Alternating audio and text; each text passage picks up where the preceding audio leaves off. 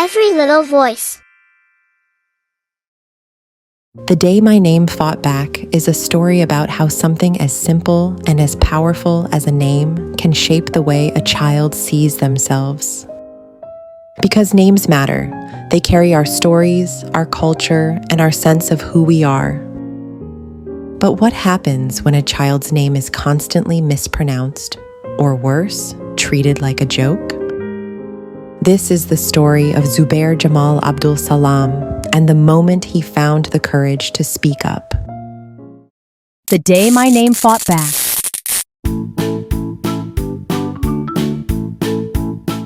My name is Zubair Jamal Abdul-Salaam, but most folks just call me Z. It started in kindergarten. Too long, too different, too hard to say. Zubair, Zubar, Zamboni.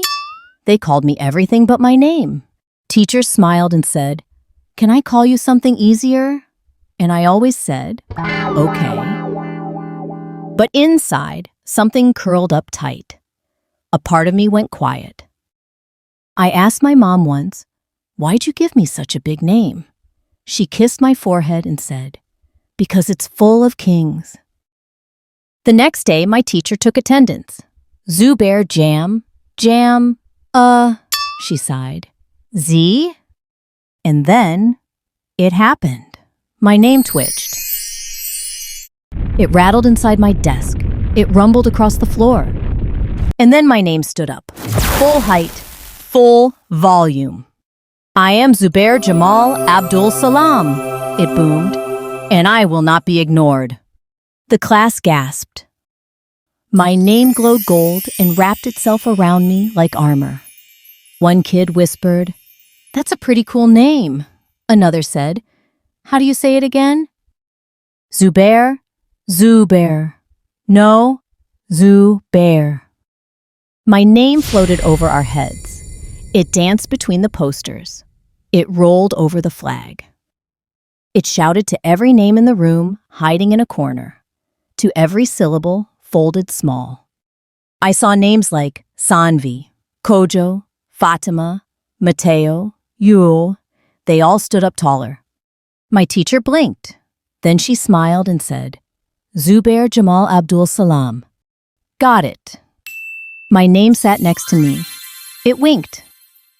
It's about time. At recess, someone asked me to write it down, then spell it, then say it together.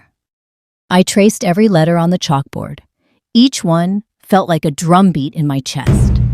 That day, a lot of names walked a little louder. At bedtime, I told my mom, my name had a big day. She hugged me close. It always knew how to shine. It was just waiting for you to recognize that. Now, when people ask, "Can I call you something easier?"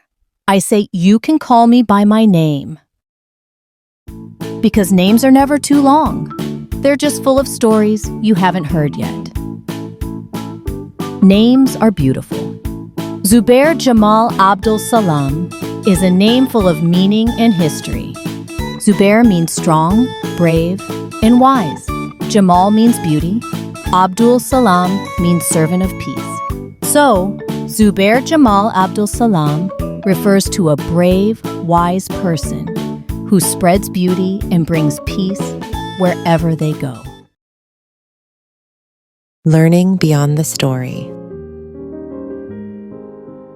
Here are 3 meaningful ways you can help children feel proud of their names and identities. The first way is to get curious about names. Ask kids about the story behind their name. Where does it come from? What does it mean? Take time to learn the correct pronunciation and use it with care and consistency. Next, you can celebrate name stories.